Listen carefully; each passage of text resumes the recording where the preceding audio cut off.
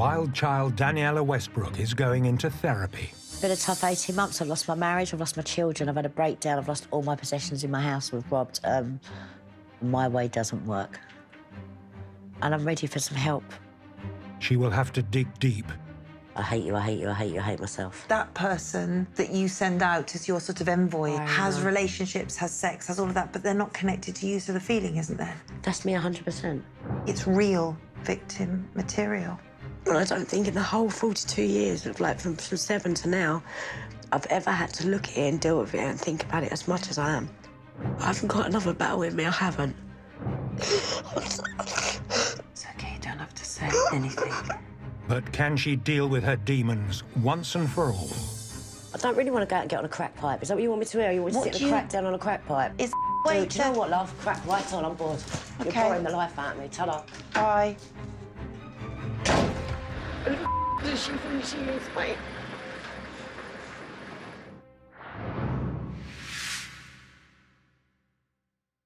Danniella Westbrook went from this to this in just 21 years, all in the media spotlight. I'm sick to death of being beaten over the head with it by people. It's not going to be easy to do, because I haven't got the control. Like most of my life, I've never had the control.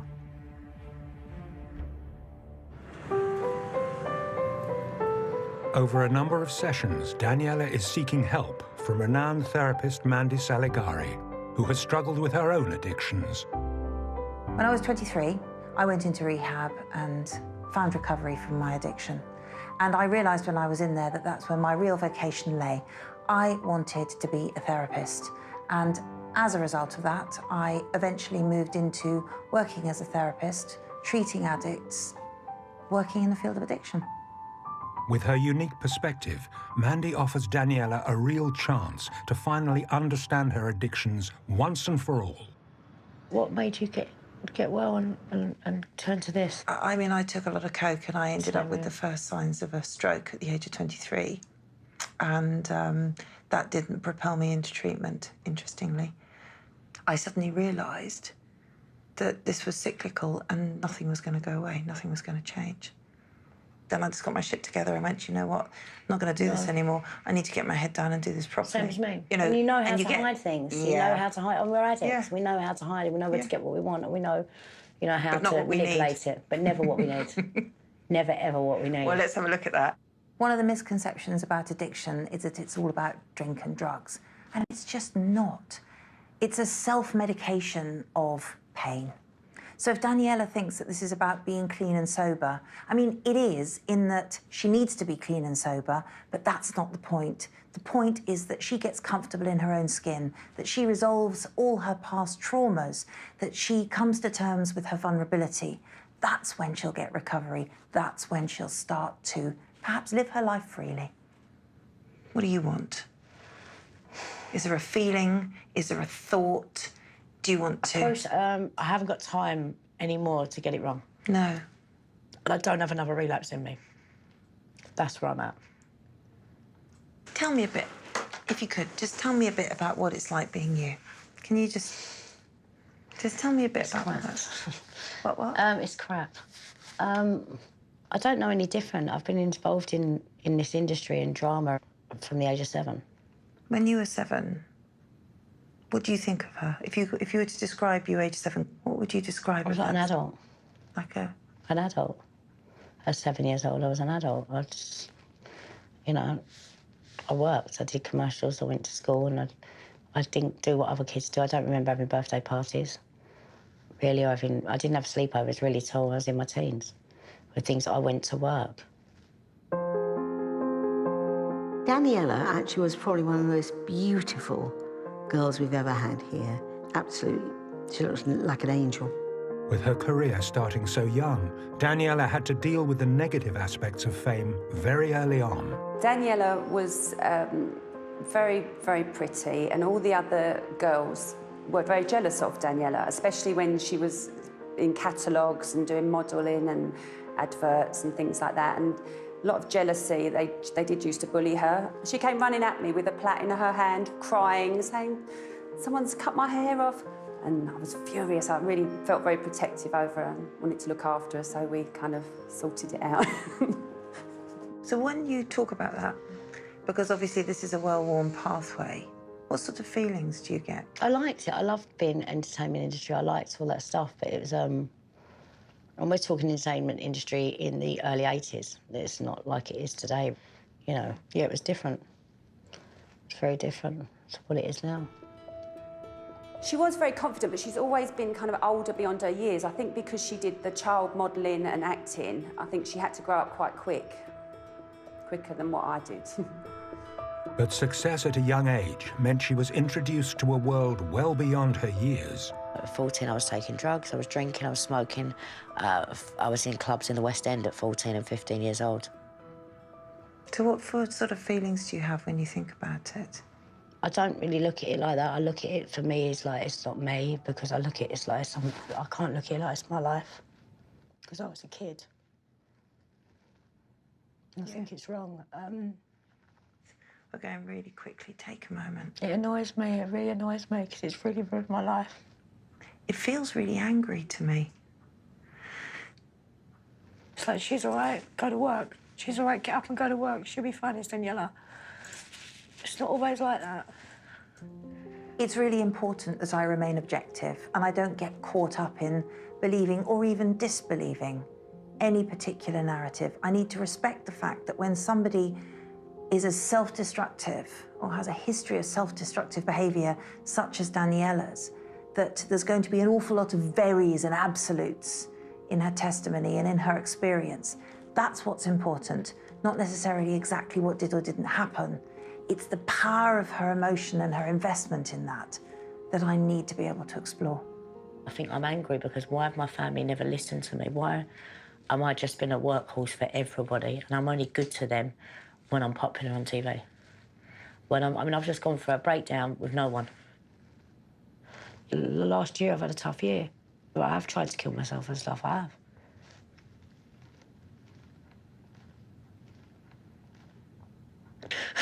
Breathe, it's okay. We're just here now. I'm glad you're able to give me a bit of a picture of what it's like. I can't not be honest with you, because otherwise we won't get anywhere going forward with what we are allowed to talk about, but I need to tell you where I'm at. Danniella does something that lots of clients do, particularly in the early stages when they're feeling insecure or unsafe yet in the therapy environment, and that is something called flooding, which is oversharing, which is literally to flood an environment with lots of information. So it looks like you're present, it looks like you're giving lots of information, but actually in that oversharing, you're not engaging at all. That's a real danger with Danniella, and I could see there was a lot that she needs to look at from her childhood, from way, way back, from which so many of these painful events have sprung. I think you took a fucking liberty, that's what I'm saying. What, by holding you accountable for being late? Accountable? That a way Do you know what, love? Crack right on board. You're Okay, boring the life out. bye. But with Danniella, it's easier said than done. Got a car, I'm not sitting in this no more. She thinks she's talking to her. Who the fuck does she think she is, mate?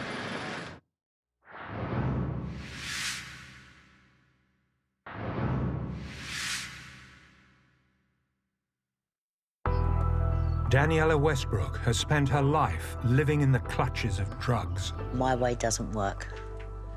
And I'm ready for some help. Now 42, Danniella wants to face her demons and has turned to therapist Mandy Saligari for help. They both know just how much is at stake. I don't have another relapse in me. That's where I'm at.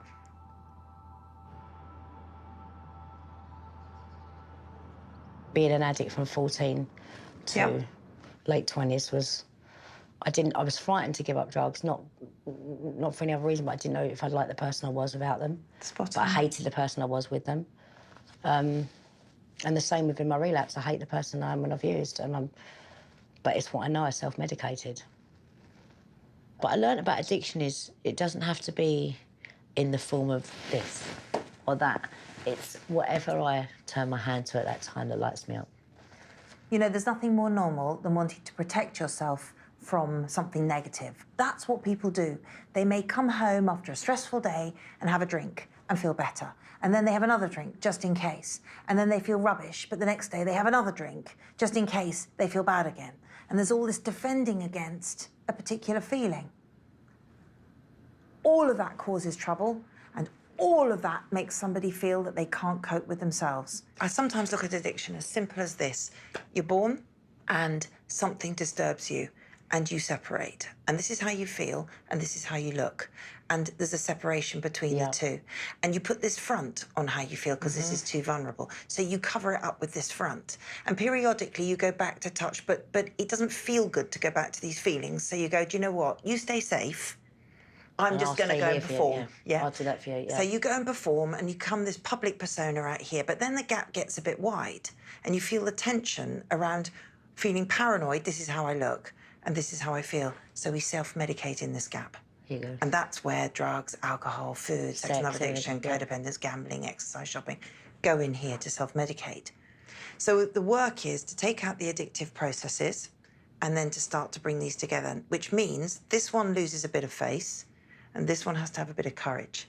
And what happens is people get about that close and then they say, oh, this has been amazing. Thank you so much. I've been able to stay in touch with you. I'm just going. And I'm like, don't go, because what I need you to do is close the deal. So we need this. So it's clicking someone back in. And once you've got that and you hold on, there is no gap to use. Sure. And for me, your goal with me... I need to do that. 42 years, I need to do that. You need to do that. I came in today with an open mind of just peeling back the onion and just getting on with it, and it's going to hurt, but I need to get this done. And I agree. And I think it's helpful. Right, there is cameras and stuff there, but other people will see that this is what it's about. Yeah. Because people don't know what therapy is. And you know what? Sometimes I don't know what therapy is. I've been to so many different types of therapy, so many bad therapy, that I just think, you know what, you let me run around their life, do what I wanted. What's the point of that? So I thought I'm going to come in today with no game plan at all. Let's just do it. To be perfectly honest, I'm surprised with myself that I've come out of there feeling that vulnerable. I'm an actor. I know how to work most situations. I'm also an addict, and addicts know how to work every single situation to their benefit. Not always for what they need, but what they want. But for once, I'm trying to get what I need and not what I want out of something. Danniella's life has gone down that classic route of the child star syndrome. You know, they get swept up into the showbiz machine, wrong people around them, they're introduced to drugs early. You know, there could have been a really good progression into Hollywood until the party lifestyle really grabbed hold of her and started to chip away and ruin everything. You know, the world really was her oyster.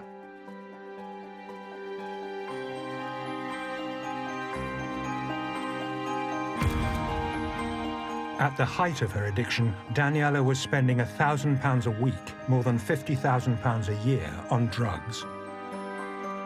Not even being pregnant would stop her using.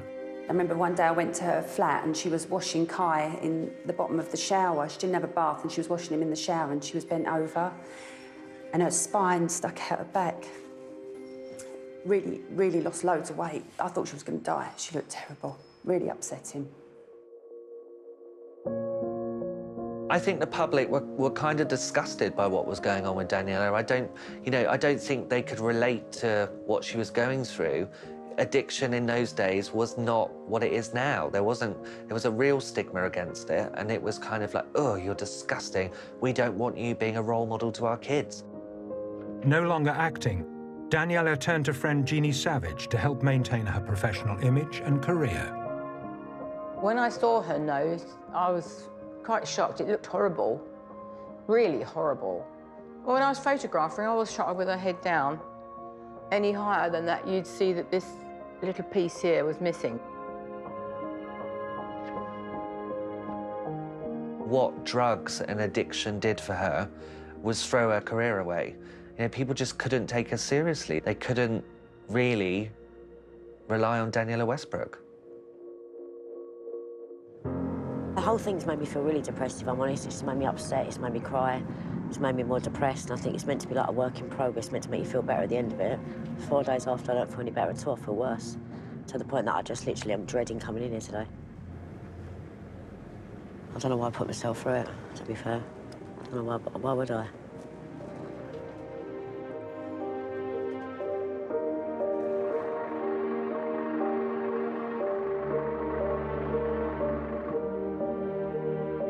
Danniella is over an hour late for her session with Mandy.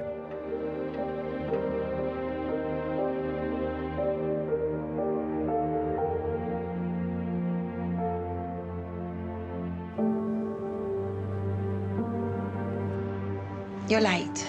I'm late, yeah, but the traffic was bad. Are you often late? No, not really, no. How are you feeling? Terrible. I've had a terrible week since I came last week. What does terrible mean? I don't know. I just don't know if it's what I should be doing. I feel vulnerable about it. I just don't think it's...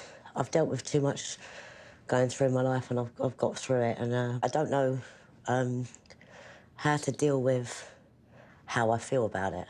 Well, I can't tell you how you should be feeling, but I can tell you that coming in late... It's not my fault if I'm late. I've got a production company picking me up. It's a TV show.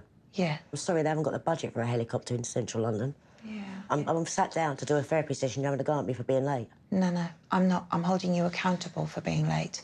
Well, it's not, I don't drive the car. I didn't drive the car here, did I? Would you like me to drive the car here myself? But what I'm saying is I'm picking up on you feeling defensive. You've come in. I'm feeling defensive because I'm going through stuff that obviously uncomfortable for me. I thought I was here to talk about my life and having therapy. You are. Now you're having a go at me because we've got in the car and it's taken ages to get through central London. I'm not having a go at you. You're not but having a go at me, but you're talking down at me and I don't really appreciate it, to be honest.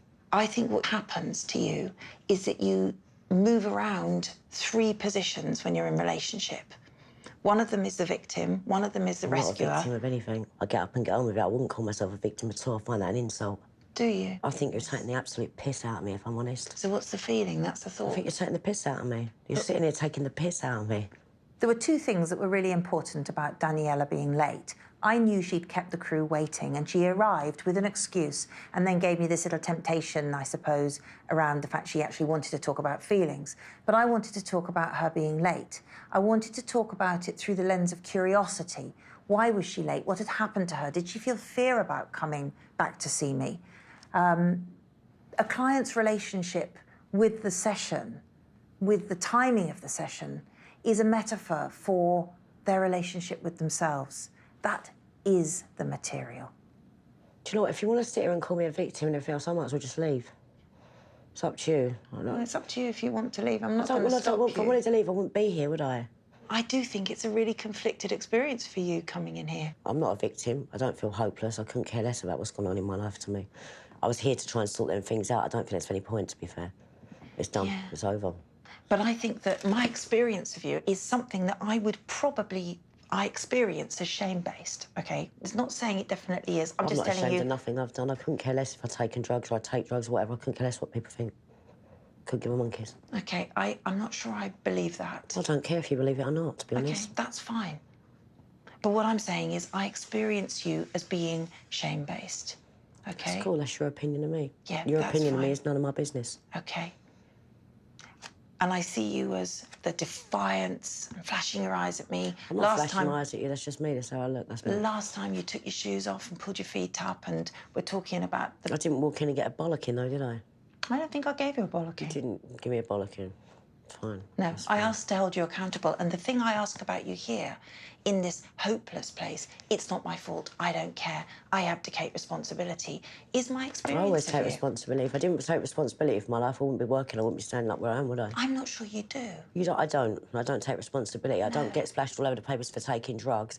I don't get abused for things. I don't go on this morning and get absolutely the life out of on live TV and stand up for myself. I don't take responsibility for my life. No, I don't know that you do. I think you end up... You just want to sit here and pull me apart? No, I don't. Do you want to take a ticket and join the queue with the rest of the country? Because I really don't give 2 fucks. No, I don't.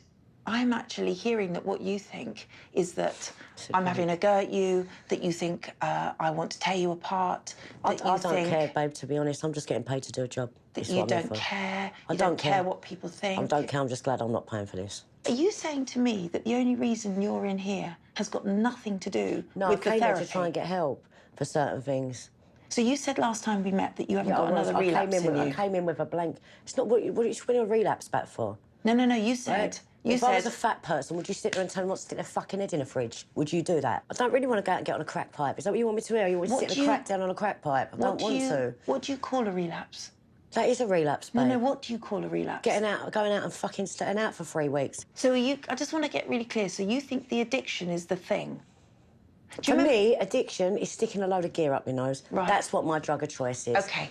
What I would say is addiction is this. Addiction is, I feel vulnerable, so what I do is I put something between the world and me, and I let it sit there between me and it. I feel vulnerable all the time. Most people in this world feel vulnerable all the time. And what you do with that, what you have done with that is you put something in there to defend against that vulnerability, which in turn causes you more trouble. The relapses are acts of low self-esteem, ways that you behave towards yourself. People have low self-esteem every day. I'm bipolar, of course I've got low self-esteem. I've got psychosis, of course I have low self-esteem. No, I don't think that has to be necessary. Everybody has low self-esteem. Everybody thinks they're fat or they're thin or they're ugly or they're crap in bed or they don't earn enough money or this person's got a Range Rover, I haven't. To the point at which they hurt themselves. I'm not hurting myself. How am I hurting myself? Well, you tell me. I'm not. In the past or now? I've done it. Everyone knows about it in the past. Or now? Are you happy now? Yeah. Do you know what? I'm all right. I was all right this morning. I was in quite a good mood. I've had a great weekend. I'm getting a mixed message from you. So you say I came in here to tell you that I was struggling with the emotion that I had. And then I've come in and just got abuse. I'm like... Why would you call that abuse? Because you spoke to me like a bit of shit, love. Oh, I don't Did I come in here and speak to you like a bit of shit? No. No, not until you spoke to me like it. I don't think I did. We're from two completely different parts of the world, babe, let me tell you. I don't talk to people. What parts of the world are those? Because I'm a working class girl, right? I'm a working class girl and you treat people how you want to be treated. I won't walk in a room and talk down to you because I'm on the telly and I think I'm better. Because you're sitting in that chair and I'm sitting in this. Don't make me and you no different. So what are you saying with that? What I'm saying is I think you took a fucking liberty. That's what I'm saying. What, by holding you accountable for being late? Accountable? What, did you hold all them like that? They're accountable. A film crew, you're going to go and talk to them like they're at school? I'm asking you... Trying to mug me off because I'm on the telly. No, ain't happening. I'm asking you... Ain't happening, love. Ain't happening. But do you think that ain't happening, love? That's how I talk. Talking to me like that? That is how I talk. And talking down to me like that is how you talk. But is that a way to... Do you know what, love? Crack right on, I'm bored. OK. You're boring the life out of me. Ta-da. Bye. Got a car. I'm not sitting here with this cunt no more. She thinks she's talking to her. Fucking melt. I want to work with her, and if she's not here, I can't work with her. But it was her final act of control. It's the one thing she can do or someone can do. I'm not staying, I'm out of here. It's the ultimate victim move, really. You're bad, and I've got to get myself out of here. Take the fucking piss out of me or what? Well, because I'm on the telly, you think I don't walk in here because I'm going to tell you I'm late, but who the fuck does she think she is, mate? I don't think I was telling people. She's talking to me, they're talking like all this shit. No, that you're a victim, you're this, you're doing that, you're hurting yourself. I'm not hurting myself. Stick the fucking American jargon up your arsehole. It doesn't work, it's real life. I don't do therapy. It's all a load of money. It's all a load of time-wasting money for middle-class cunts. That's what it's all about.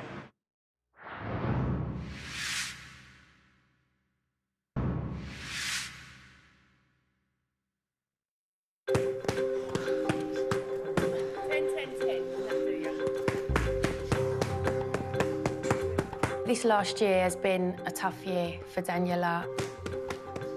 When you get a phone call from one of your very close friends and hearing them wanting to take their life or, you know, just not in a good place, it was bad. It was really bad. Good. Ah! Come on. Put some power in there. Yes, Danniella does need someone in her life to tell her, let's do this, not to give up. But that's what me, Ginny, and a few of us are there for. Yeah, she does find it difficult, the therapy. And I think it's going to take quite a while. I don't think it's something that's going to happen overnight with Danniella. I think it's going to be quite a while before she can actually kill all her demons.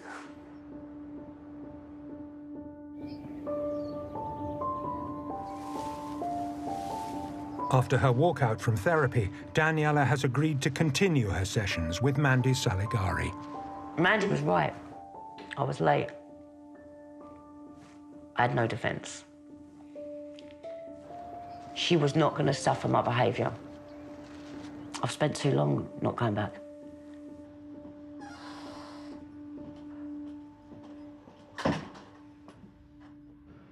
If I'm going to be blatantly honest with you, I was coming today with an open mind, but thinking nothing's going to change.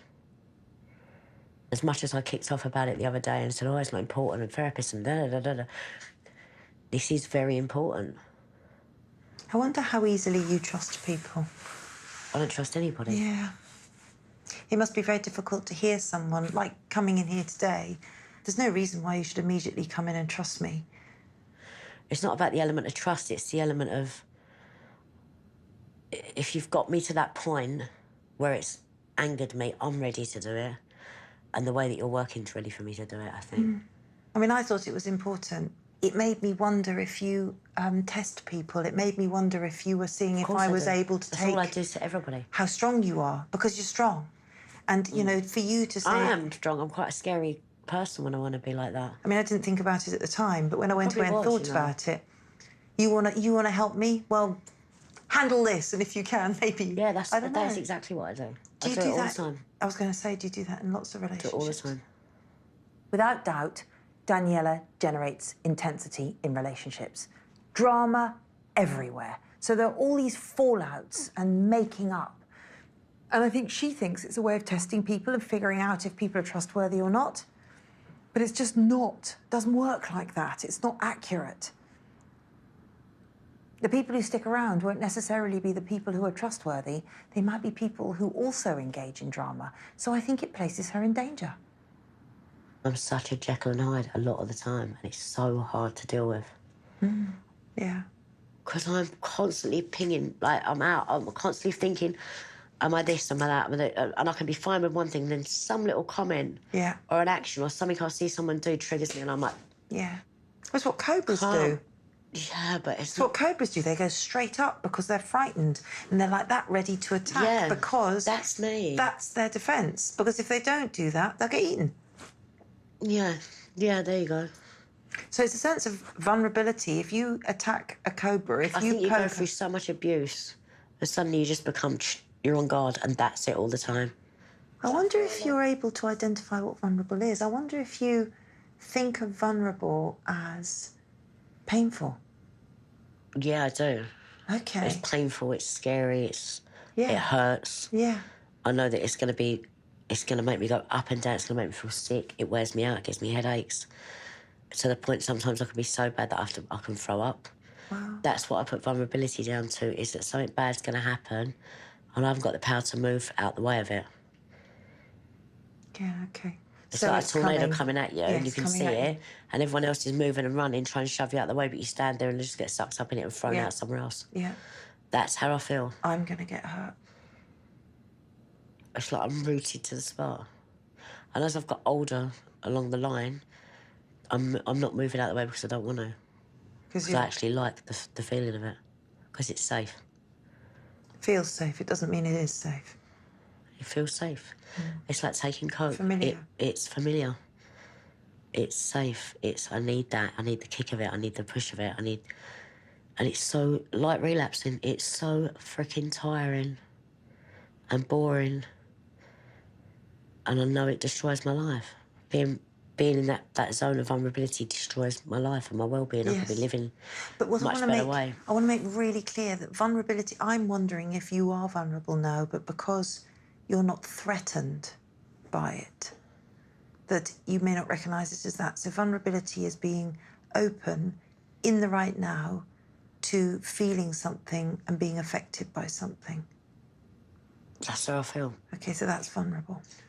But out in the world where there's a threat attached to it, you're going to feel all those things, but with the thought or the experience of being attacked or about to be attacked, that you see this tornado coming towards you. Yeah. Whereas in here, the door's shut, and you know I'm not going to attack you. You know that.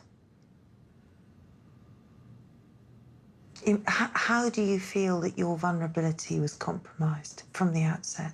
I was sexually abused as a child. Right. I was 7 years old. We're in the workplace, and that continued quite a lot from my life. Have you done the therapeutic work around the sexual abuse age 7? No, because I tried to talk to people about it then. I still had to go to work and do things and...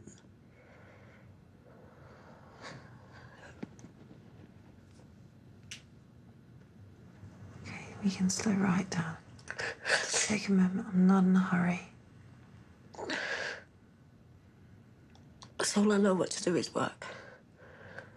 And I think sexually, that's why with growing older and with sex, I have no connection. Sex doesn't mean anything to me. When Danniella spoke about sexual abuse or inferred that there had been sexual abuse in her childhood, I wasn't surprised. I'm shocked. I'm always shocked. But it makes sense of the fact that she has such pervading low self-esteem, of these poor sexual boundaries, of her drama-seeking behaviour. You know, she's got such an investment in performance and drama, and there's this streak of self-loathing in her. Not everyone who suffered childhood sexual abuse behaves in that way, but lots of people do. It's hard. I mean, it's just... It changes you as a person. It does. I've just learned to deal with it. I think that's just how I live my life. How do you deal with it? You just dismiss it? I isolate myself from myself, I think. I'll just carry on walking around in this vessel. It means you dissociate is the phrase, which means that you said you called it isolate from myself. 100%, because I have to put myself somewhere else in my head all the time about it. And then growing up, when you go on to as a normal late teen and an adult, into having sex with people and in sexual encounter and marriage and everything else, that should be a connection and a commitment. To me, it's like going to work. It's no different. I'm just like playing a character. I feel nothing. Absolutely nothing. I felt nothing. So a sex addiction for me was nothing. I would use a sex addiction for me for when I wanted it. Yeah. There was no connection, and it's not normal. Well, It's not a normal way to feel. I don't know anyone else that feels that way. Well, I think that person that you send out as your sort of envoy in the world so tiring, has relationships, has sex, has all of that, but they're not connected to you, so the feeling isn't there. How do you see that fitting in? That's me 100%. That person, that child that I've put away, the adventurous, fun, romantic, happy, you know, excited, excitable person that's, you know, trusting and loving, has suddenly gone out and been this party girl that's looking for attention the next place, and, you know, attention, good, bad, or indifferent, and carefree to the point of I don't care.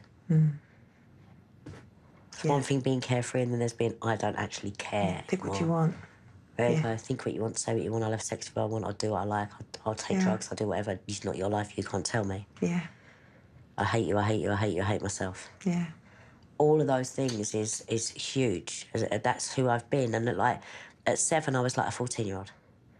Fast. Because I had to be. Because there were certain things going on with me that shouldn't have gone on with me. And did it go... And at 14, I was like a 30-year-old. So did it go on? Was it one incidence of sexual abuse, or did it go on? This industry's full of it. Okay. I suppose not so much now, but it was very, very bad then. So, yeah. It's been for different people many times, many things. And it means that you look at other people through a particular experience. I don't look at things how a normal person would look at. Yeah. Meeting someone, falling in love, getting married, that whole bond, that commitment, the trust level, you know, the whole in love feeling. I look at someone, if I think I was in love with somebody, if I'm going to be realistic growing up for my life, as somebody that actually was kind to me, I suppose. And I've accepted that. For years I didn't accept it. I thought I hid everything really well, but I have accepted that, but I'm like... You look exhausted, do you know? I feel shattered. I feel like I could close my eyes and go to sleep. It is wearing me out. This whole process is wearing me out.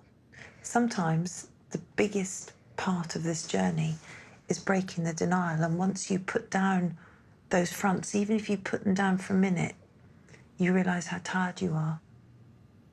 But I'm frightened. Go on. I'm frightened to deal with it. I'm frightened to work with it. But I can't carry on like this. I can't. I haven't got another battle in me. I haven't. I mean, I listened to you and I found myself thinking, I mean, it's a slightly odd thought perhaps, but that your denial was so great that you were able to continue putting coke up your nose when you didn't have a nose. I couldn't care less. Did you know? When Yeah, you of course I knew. But you didn't sort of block it. What did you think? Was it funny? I didn't care because I just wanted to die.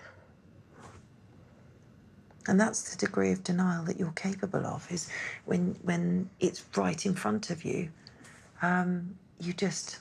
Listen, I held on to being raped by 3 guys for 3 days. For 19 years, I didn't tell anyone. That's denial. How do you compartmentalise that? How do you do that?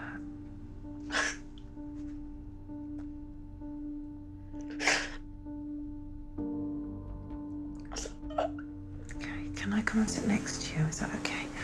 I just want to come and sit next to you for a moment. I want you to lean forward. Yeah, just lean forward. Can I put my hand on your back? Is that okay? Okay. I'm right here. It's all right. Okay, I'm right here. I'm right here. I'm right here. There's a lot of grieving to do. It's okay, you don't have to say anything. And what I want to say to you is that some of the stuff you've been through, I don't care whose fault it is, I really couldn't be less interested. You've been through a load of shit and you are holding a lot of those feelings. You just let them go.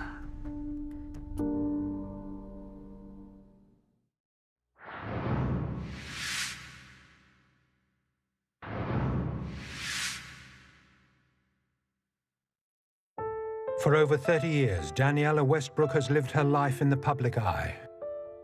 She recently had a breakdown and tried to take her own life. After a number of sessions with therapist Mandy Saligari, Danniella revealed that she was the victim of child abuse during her early career. It's really important as a therapist to remember when I'm listening to a client, as I'm hearing their perspective in the safety of a confidential room. I have to remember that, for example, with Danniella, when she tells me all these things, that I've never actually met her mum or her husband or her father or, you know, any of the people that she's referring to. I don't know them, but I'm hearing them through her lens. I'm hearing them from her charged and hurt perspective. I have no idea if this is the truth, indeed if there is such a thing, but I am absolutely convinced that this is her truth. And it's important to remain objective, but to listen. I'm fairly sure I know how you're going to respond to this, but when you talk about what happened to you when you were 7, and you've talked about it, mentioned it, you can't go into detail, I know that, but as such a significant time in your life, and it's the original hurt, it's like, at that point, to my mind, you are genuinely a victim. I mean, it's real victim material. It's very hard. And I don't think in the whole 42 years of, like, from 7 to now, I've ever had to look at it and deal with it and think about it as much as I am. Yeah. And I think and that in itself is important. Because I look at it and I think that you were betrayed by whoever abused you. Betrayed by lots of people. For me, I've been a keeper of people's secrets in more than one way for a long time. And I don't want to do it anymore. No.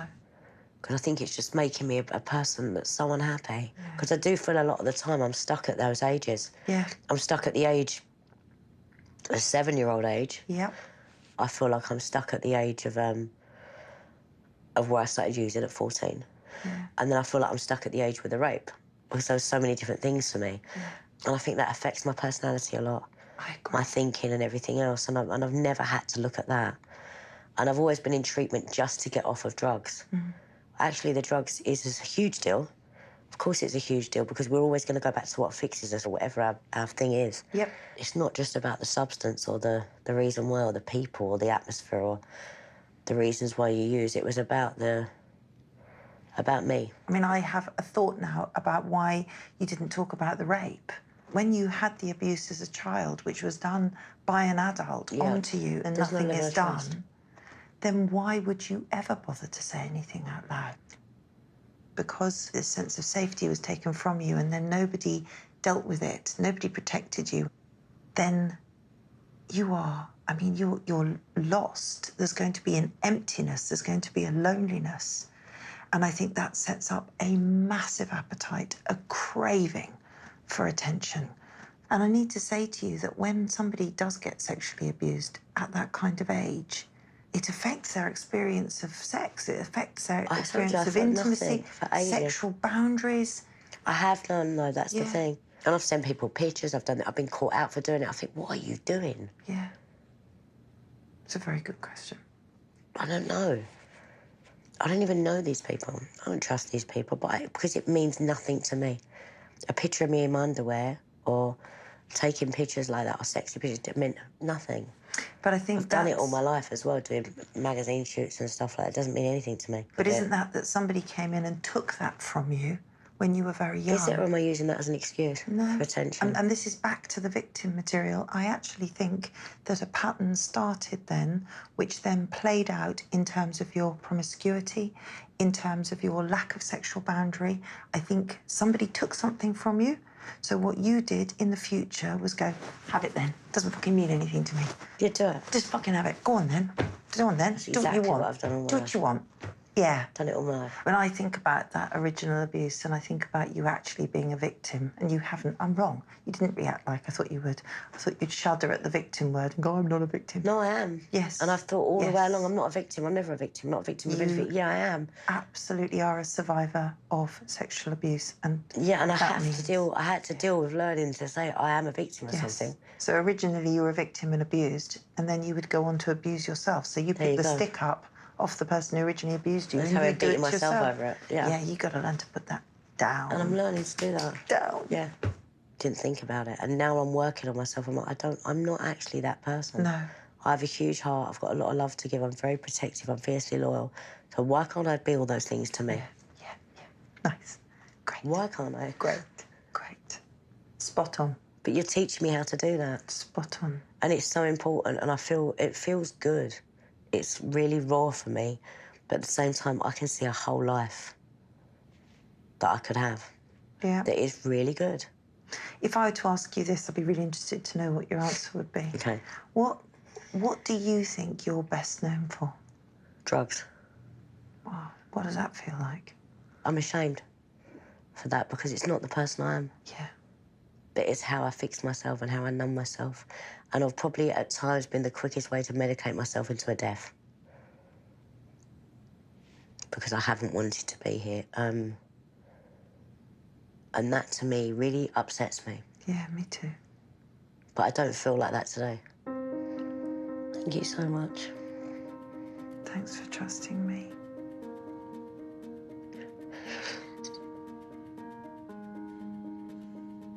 You have changed my life. It's really important, it's vital to remember that addiction is not drugs, alcohol, sex, food, gambling, self-harm. They're just ways that it turns up in behaviour.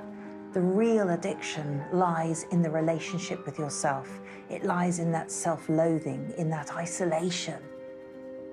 To treat that is to give somebody recovery.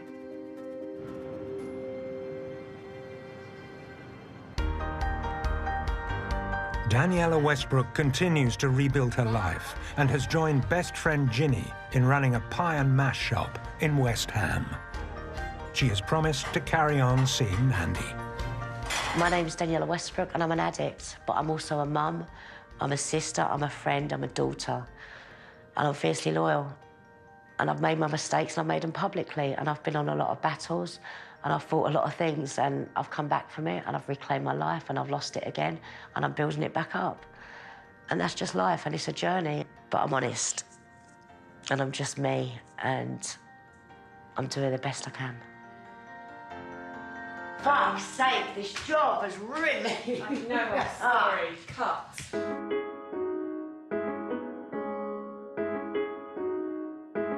Would like more information about the issues raised in this programme, please go to channel5.com/intherapy.